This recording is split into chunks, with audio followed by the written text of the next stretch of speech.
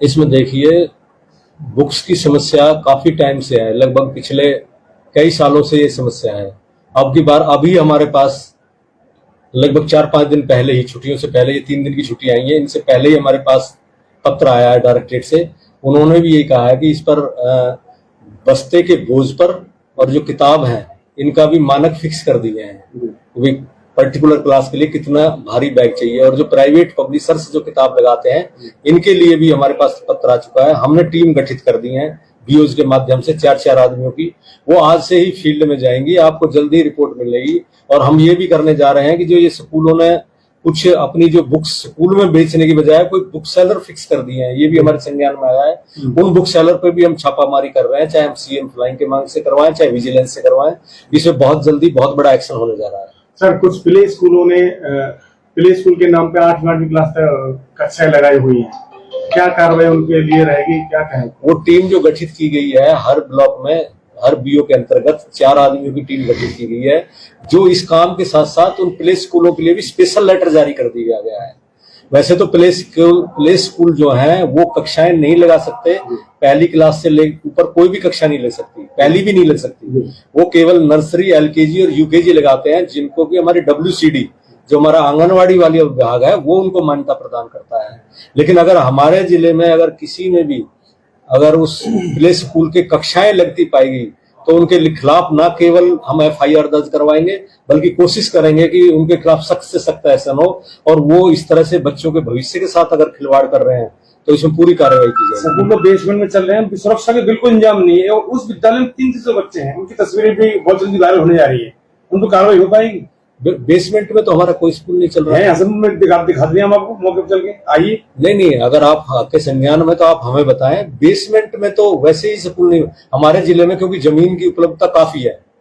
यहाँ ऐसा सिस्टम ही नहीं दिल्ली की तरह भी यहाँ इतनी नौबत आए कि बस बेसमेंट में स्कूल चलाना पड़े। लेकिन अगर फिर भी कोई ऐसा विद्यालय तो आप हमें बताएं, उस पर कार्रवाई होगी। बेसमेंट में तो क्लास लगाना बिल्कुल ही मना है। गली गुटरों में गैर मान्यता प्राप्त स्कूल चल रहे हैं सर, मान तो 5वीं क्लास तक मानता है, 12वीं क्लास तक कक्षाएं लगा अटैचमेंट, जबकि आपने मना कर रखा, अटैचमेंट भी हो रही है। आपके माध्यम से मैं ये बताना चाहता हूँ कि हमारे जिले में एक भी स्कूल बिना मान्यता का नहीं है। ये तो आप कह सकते हैं कि उसके पास 5वीं तक मानता है, वो आगे 6ठी 7वीं कोई क्लास लगा रहा है, 8वीं तक है तो अगली क्लास लगा, लेकिन बिना मान्यता का जैसे दूसरे जिलों ने लिस्टें जारी करी हैं, उस हिसाब से हमारे यहाँ बिना कागज के कोई भी बैठा नहीं है। कागज तो लिए बैठे हैं, इस तरीके से क्लास लगा सकते, लेकिन नहीं लगा सकते, वो गैर कानूनी है। यही मैं आपके माध्यम से बता रहा हूँ। अगर हमारी नजर में, नॉलेज में जो हमारी टीम के में आते हैं तो उसके खिलाफ सख्त से सख्त कार्रवाई की जाएगी। सर, कुछ ऐसे स्कूल हैं जो इको गाड़ी में 20-20 से 25-25 बच्चे भर कर ले जा रहे हैं और वो रोड पर घूम रही हैं गाड़ियां, ऐसे में उनकी सुरक्षा पर सवाल उठता है, क्या कहेंगे? ये देखिए, ये बहुत दुखद है।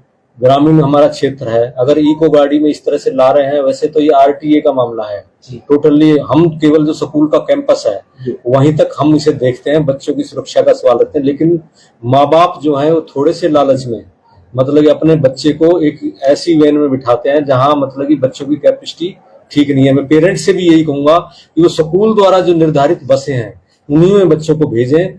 थोड़े से पैसे के लालच में अपने बच्चे की जिंदगी से खिलवाड़ ना करें, क्योंकि हम जब स्कूलों से बात करते हैं इन बारे में तो स्कूल ये कहते हैं सर, ये जो इको क्लब, ये जो इको जो गाड़ियां चल रही हैं ये पेरेंट्स ने खुद की हुई है मिलके, या कोई इनको प्राइवेट आदमी चला रहा है जिसमें वो लाता ले जाता है, स्कूल का उससे कोई संबंध नहीं है।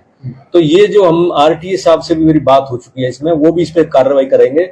लेकिन ये स्कूल से संबंधित जो कैंपस है उससे बाहर की बात है। सर, आगामी जो अभी सत्र चल रहा है, इसको लेकर आगामी कुछ योजनाएं सरकारी स्कूलों की जो एजुकेशन क्वालिटी को सुधारने के लिए आपके द्वारा बनाई गई है? ये देखिए, इस सत्र से ही हमारी नया जो न्यू एजुकेशन पॉलिसी है वो चालू हो गई है।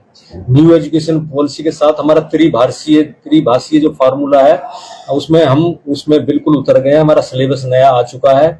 हमारे जो सामाजिक विज्ञान की जो किताबें हैं वो लगभग ऑल टुगेदर चेंज हो गई हैं। उसमें हमारे जो महान इतिहास में जो हमारे बड़े बड़े वीर हुए हैं उनकी कहानियां अब उसमें शामिल कर दी गई हैं, और जो पुराना जो हमारे इतिहास थे जिसमें जो कुछ नहीं थे उनको जो दिखाया गया था उनको तुरंत बदल दिया गया है। और अब हमें न्यू एजुकेशन पॉलिसी में मातृभाषा में पढ़ाई का बहुत अच्छा हमें ये मिलेगा। सर, क्या कारण समझते हैं सरकारी स्कूलों में बच्चों की संख्या कम होती जा रही है दिन पे दिन? प्राइवेट स्कूल अपनी जेबें भर रहे हैं। ये देखिए, सरकारी स्कूल में विद्यालयों की संख्या कम नहीं हो रही, बल्कि हमारी जो अपनी पॉलिसीज हैं, हम खुद ही मतलब कि जैसे मॉडल संस्कृति स्कूल शुरू कर रहे हैं, तो कहीं से तो बच्चे मॉडल संस्कृति में जाएंगे और सीबीएसई से एफिलिएटेड हम कर रहे हैं, उनमें संख्या हमारी बढ़ रही है। उन स्कूलों में मतलब कि इतना है कि एडमिशन नहीं मिल रहा है बच्चों को। वो हमारे इतने अच्छे स्कूल चल रहे हैं, आप होटल के मॉडल संस्कृति में जाएंगे, आपको वहां पर मतलब कि कम से कम 200-300 बच्चे पेरेंट्स खड़े मिलेंगे, लेकिन एडमिशन के लिए उनके पास जगह नहीं है। ये जो हमारे नए स्कूल चल रहे हैं, चाहे वो आरोही मॉडल स्कूल है, चाहे मॉडल संस्कृति स्कूल है, चाहे पीएम श्री स्कूल है, इनमें हमारी संख्या लगातार बढ़ रही है। जो आसपास के हमारे ही बच्चों को, सरकारी स्कूल के बच्चों को ले जा रहे हैं, उससे ऐसा लगता है कि भाई दूसरे स्कूल से बच्चे कम हो रहे हैं, जबकि ऐसा नहीं है। बच्चों की संख्या हमारी लगातार बढ़ रही है। जो हमारे राज्य सरकार ने, हमारे शिक्षा विभाग ने जो नई नई पॉलिसियां चलाई हैं, चाहे वो पीएम श्री स्कूल्स के लिए है, चाहे वो मॉडल संस्कृति स्कूल्स के लिए है, ये सारे हमारे इंग्लिश मीडियम और सीबीएसई से एफिलिएटेड स्कूल्स हैं। अभी शिक्षा विभाग ने रैशनलाइजेशन के नाम पर कुछ टीचरों को सरप्लस कर दिया है और उनको बाहर का रास्ता भी दिखाया गया है। ऐसे में स्कूलों में टीचरों की कमी हो जाएगी, तो कैसे आप उस चीज को मैनेज करेंगे? देखिए, बाहर का रास्ता किसी को नहीं दिखाया गया है। अगर आप ऐसे किसी भी सरकारी आदमी को कभी भी बाहर नहीं निकाला जा सकता, चाहे वो कॉन्ट्रैक्ट का है, चाहे वो रेगुलर है। बाहर का तो सिस्टम ही नहीं है। लेकिन फिर मैं बता रहा हूँ, रैशनलाइजेशन करना इसलिए जरूरी होता है कि जैसे आप ही बता रहे हैं, मैं ही बता रहा हूँ, हमारे एक स्कूल से स्ट्रेंथ कम हो गई है, बच्चों की तादाद कम हुई है, और पीएम श्री में ज्यादा हो गई है, तो टीचर भी तो वहां जाएगा, उसी को रैशनलाइजेशन कहते हैं। उस टीचर को वहां कम वाले बच्चों से उठाकर ज्यादा वाले बच्चे स्कूल में करते हैं, उसी को रैशनलाइजेशन कहा जाता है। कि इधर से उधर शिफ्ट करने को रैशनलाइजेशन कहते हैं, बाहर किसी को नहीं निकाला जाता है। सर, अगर कोई वीडियो वायरल होती है किसी स्कूल की, प्ले स्कूल की, कि बड़े बच्चे वहाँ क्लास ले रहे हैं, क्या कार्रवाई होगी उनपे? प्ले स्कूल के नाम पे 8वीं क्लास तक, 5वीं क्लास तक क्लासें लगेंगी? नहीं सर, आप हमारी नॉलेज में लाइए, हम तो तैयार बैठे हैं, हमारी टीमें तैयार बैठी है। अगर कोई इस तरह का कोई होता है तो आप तुरंत हमें सूचित करें और उस पर तुरंत ही हम तो कार्रवाई करेंगे। जो वहाँ के बीओ हैं ब्लॉक के, उनसे लिस्ट मांगी जाती है गैर मान्यता प्राप्त स्कूलों की, वो देने से मना कर देते हैं, उनके क्या कारण है? सर, मैं आपको फिर बता रहा हूँ, मैं खुद ही कह रहा हूँ, हमारे जिले में एक भी गैर मान्यता प्राप्त स्कूल नहीं है। ये अलग बात है कि वो स्कूलों को क्लासेज का ऊपर नीचे कर रहे हैं, उनके खिलाफ करेंगे, लेकिन गैर मान्यता प्राप्त हमारे जिले में, हमारी नजर में एक भी स्कूल नहीं, हमने पनपने ही नहीं दिया गैर मान्यता प्राप्त। अगर कोई गैर मान्यता लिस्ट चाहे तो अफसर मुझे जारी कर दीजिए ना, गैर मान्यता प्राप्त चंगुल में ना फंसे। सर, कोई स्कूल चल रहा हो तो लिस्ट जारी करें ना। गैर मान्यता प्राप्त नहीं, उसके पास 5वीं की मान्यता हो सकती है, 8वीं की हो सकती है। मान्यता प्राप्त तो होगी लिस्ट, आपका गैर मान्यता मत करो। जो मान्यता प्राप्त लिस्ट उसको वायरल कर दी, ये मान्यता प्राप्त इनमें दाखिला कराना बच्चों का। वो मेरा मतलब समझिए सर, आपकी बात बिल्कुल सही है। हमारे यहाँ जब गैर मान्यता प्राप्त चली नहीं तो सारे ही मान्यता प्राप्त हैं। मान्यता प्राप्त लिस्ट जारी कर दीजिए ना, मैं ये कह रहा हूँ, मत करिए। मतलब हो जाएगी, उसे करवा देंगे, उसे करवा मांगी गई है, बीओ आ जाएगा, मना कर देते हैं बिल्कुल, वो करा के आप तक भेज देते हैं, इसलिए आप तक ध्यान पड़ा। मैं बीओ को डायरेक्शन जारी कर दूंगा, वो हमारे डीपीसी में उपलब्ध रहती है। हमारे जहाँ यूडाइस भरा जाता है, वहां पर हमारे पास सारी लिस्ट है पूरे स्कूलों की। अभिभावकों को क्या अपील करना चाहेंगे? एडमिशन बच्चों के चल रहे हैं, किस तरीके स्कूल में? अभिभावकों को मैं पहले भी अपील कर चुका हूँ, आपके माध्यम से भी, आपके जो इतना प्रसिद्ध चैनल है आपका, इसके माध्यम से भी मैं यही अपील करूंगा कि आप ये जरूर चेक कर लेंगे भाई स्कूल के पास 5वीं की मान्यता है, 8वीं की मान्यता है, 10वीं की है, 12वीं की है। सर, उसकी समस्या आती है, अनपढ़ माँ बाप होते हैं, उनको नहीं पता होती। सर, आजकल सबको सब कुछ पता है।